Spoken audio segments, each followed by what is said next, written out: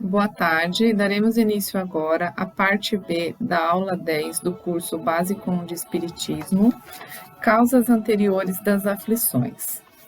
Mas, se há males nesta vida de que o homem é a própria causa, há também outros que, pelo menos em aparência, são estranhos à sua vontade e parece golpeá-los por fatalidade. Assim, por exemplo, a perda de entes queridos e dos que sustentam a família.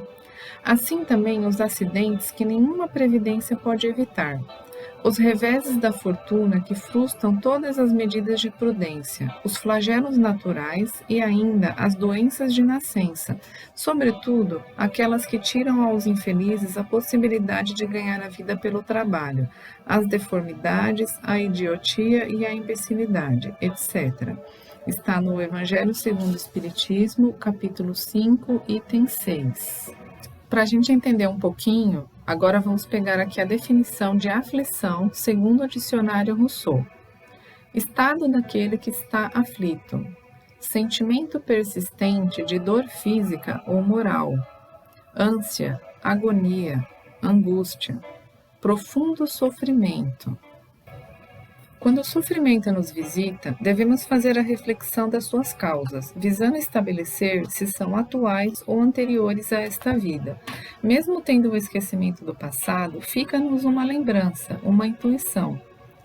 E todos que são atingidos no coração pelas vicissitudes e decepções da vida, interroguem friamente sua consciência, que remontem progressivamente à fonte dos males que os afligem, e verão se o mais frequentemente não podem dizer: se eu tivesse feito tal coisa, eu não estaria nessa situação. Evangelho segundo o Espiritismo, capítulo 5, item 4. Muitas vezes praticamos algum delito, mas conseguimos escapar das punições humanas por não haver provas suficientes, ou porque certas faltas não são puníveis nos códigos penais, ou porque a crueldade e a ingratidão foram praticadas dentro do lar, não havendo denúncia para gerar o processo. Mas diante da lei de Deus, nada passa sem resgate. Desde as mais leves às mais graves das faltas, quem semeia tem que colher.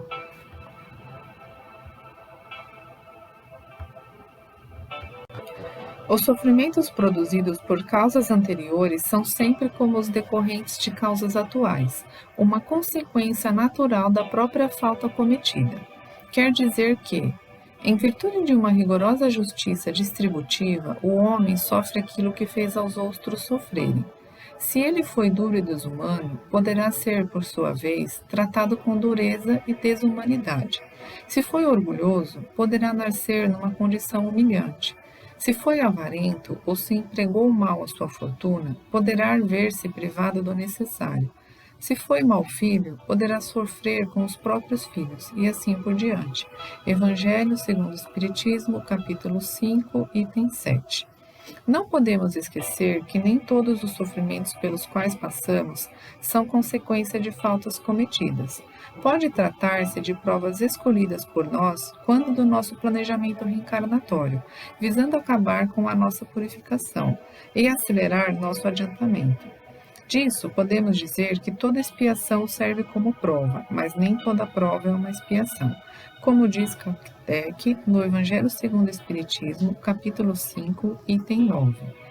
Mas provas e expiações são sempre sinais de uma inferioridade relativa, pois aquele que é perfeito não precisa de ser provado. Um espírito pode, portanto, ter conquistado um certo grau de elevação, mas querendo avançar mais, solicita uma missão, uma tarefa, pela qual será tanto mais recompensado se sair vitorioso, quanto mais penosa tiver sido a luta. Bom, nós iremos comentar com mais detalhes durante a nossa aula online, né?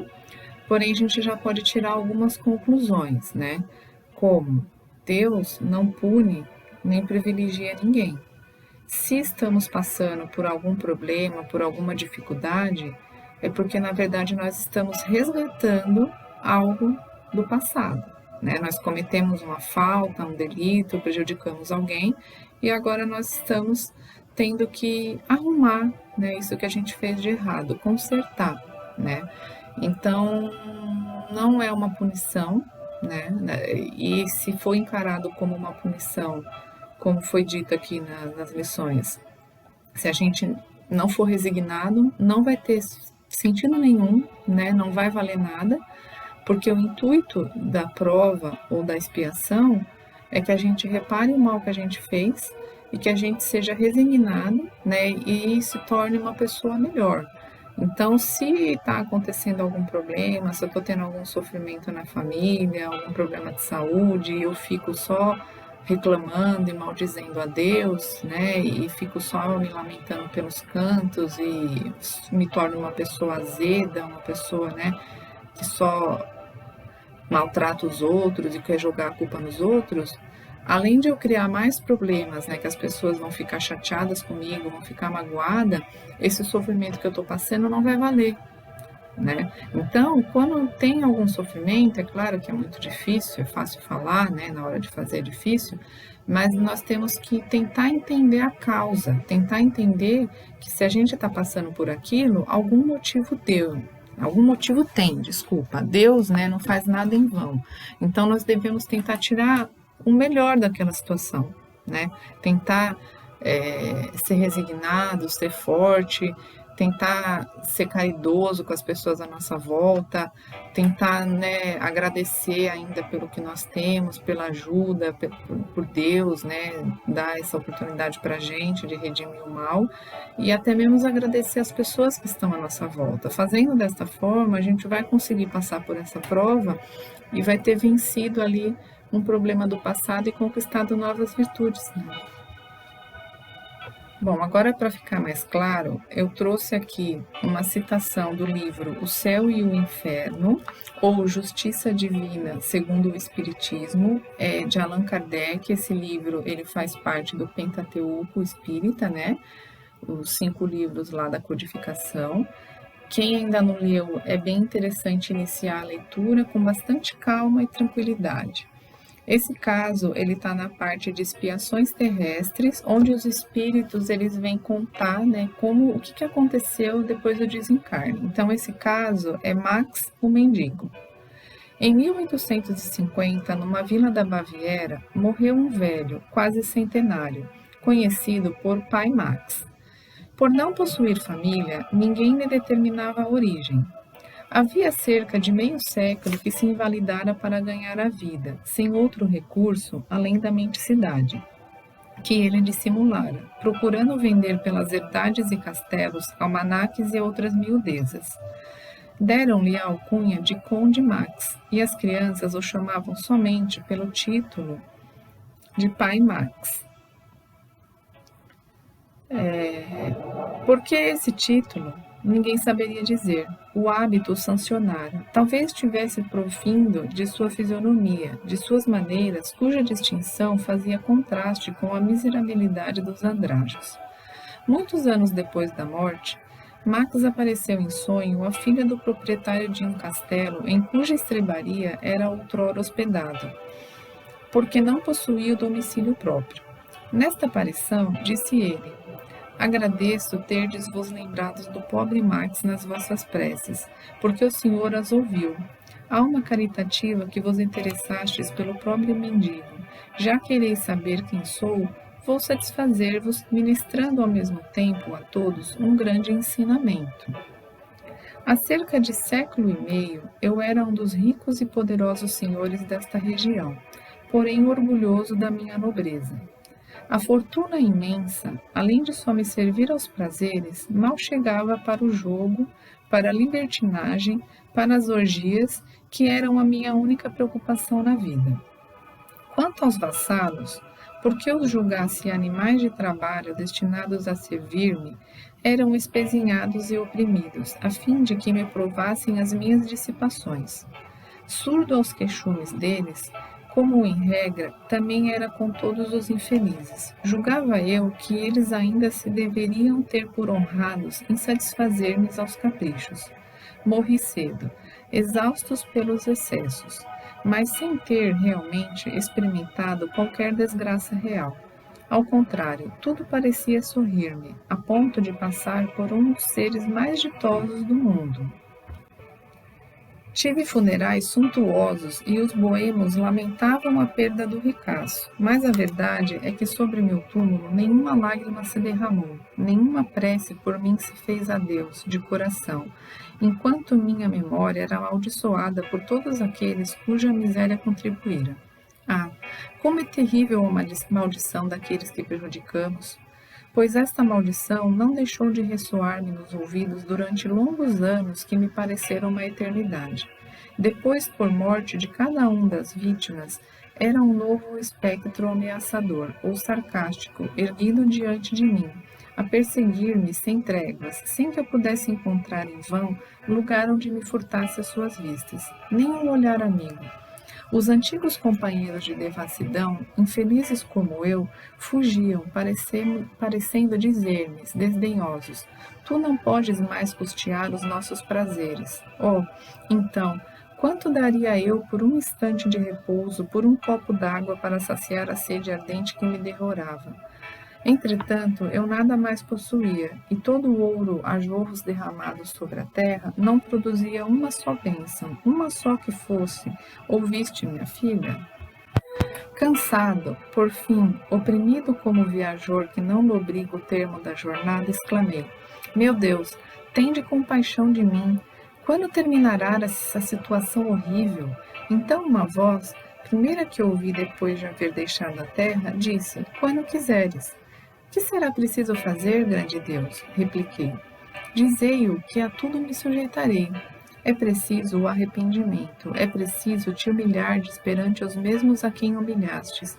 Perdireis que intercedam por ti, porque a prece do ofendido que perdoa é sempre agradável ao Senhor. Humilhei-me, pedi aos meus vassalos e servidores que ali estavam diante de mim e cujos semblantes, pouco a pouco mais benévolos, acabaram por desaparecer. Isto foi para mim como uma nova vida. O desespero deu lugar à esperança, porquanto eu agradeci a Deus com todas as forças da minha alma. A voz acrescentou: Príncipe, ao que respondi: Não há aqui outro príncipe senão Deus, o Deus onipotente que humilha os soberbos. Perdoai-me, Senhor, porque pequei, e se for tal a vossa vontade, fazei-me serva dos meus servos. Alguns anos depois, reencarnei numa família de burgueses pobres. Ainda criança, perdi meus pais e fiquei só, no mundo desamparado. Ganhei a vida como pude, ora como operário, ora como trabalhador de campo, mas sempre honestamente, porque já cria em Deus. Aos 40 anos, fiquei paralítico, sendo-me preciso daí em diante mendigar por mais 50 anos, por essas mesmas terras que fora o absoluto Senhor. Nas herdades que me havia pertencido, recebi uma migalha de pão, feliz quando por abrigo me davam a coberta de uma estrebaria. Ainda por uma acerba ironia do destino, apelidaram-me de Senhor Conde. Durante o sono, aprazia-me percorrer este mesmo castelo onde reinei despodicamente, revendo-me no fausto da minha antiga fortuna. Ao despertar, sentia das visões uma impressão de amargura e tristeza, mas nunca uma só queixa me escapou dos lábios. E quando a Deus aprovou chamar-me, exaltei a sua glória por me haver sustentado com firmeza e resignação numa prova tão penosa, da qual hoje recebo a recompensa. Quanto a vós, minha filha, eu vos bendigo por tendes orado por mim. Bom, temos aí então, um exemplo verdadeiro que foi contado por um espírito após o seu desencarne e que nos mostra, a justiça das aflições, as causas anteriores das aflições, Porque esse senhor, ele tinha tido uma chance maravilhosa na encarnação anterior de nascer perfeito, rico, com todas as posses à sua disposição, poderia ter feito muitas coisas boas, poderia ter usado sim a sua riqueza para ajudar muitos e muitos à sua volta, poderia ter auxiliado, dado emprego às pessoas e tratado bem a quem eram os seus serviçais, Como ele diz que ele tratava com indiferença e até achava que eles fossem inferiores. E só gastava o dinheiro à toa, só fazendo festas, né, improfícuas. E com isso, ele também não tinha uma amizade verdadeira, porque as pessoas que estavam ao lado dele só queriam também usar do dinheiro dele e não se importavam com ele, que ele fala que ele não teve uma só prece verdadeira ao seu desencarne. E com isso, ao desencarnar, ele mesmo se julgou, né? Ele mesmo foi o juiz e verificou que ele fez coisas erradas e que ele usou mal a sua fortuna, o seu tempo e a sua vida. E ele pediu a Deus uma nova chance. E nessa nova chance foi concedida, a qual ele veio numa situação humilde, numa situação que ele dependia dos outros e que ele era um daqueles que ele considerava insignificante na vida anterior. E como ele teve essa pedido para Deus, como ele viu que ele errou, ele trouxe isso, né, com uma ideia inata nele. Então, ele suportou todos os sofrimentos, todas as humilhações durante essa nova vida, que foi de quase 100 anos, né?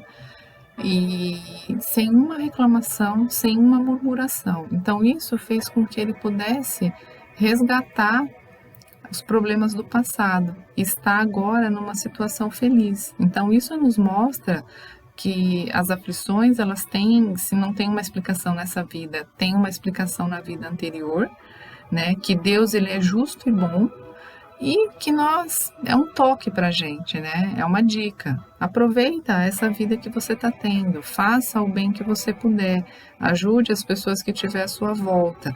Se você não tem condições financeiras, isso não importa você de ser uma pessoa boa. Você pode doar o seu tempo, você pode fazer um trabalho voluntário, você pode escutar alguém que esteja precisando, você pode ao menos ser caridoso e bondoso com as pessoas e tratar elas bem, que isso já vai fazer uma grande diferença. Então isso é muito importante, é uma dica para nós, que nós possamos utilizar bem o nosso tempo sobre a Terra.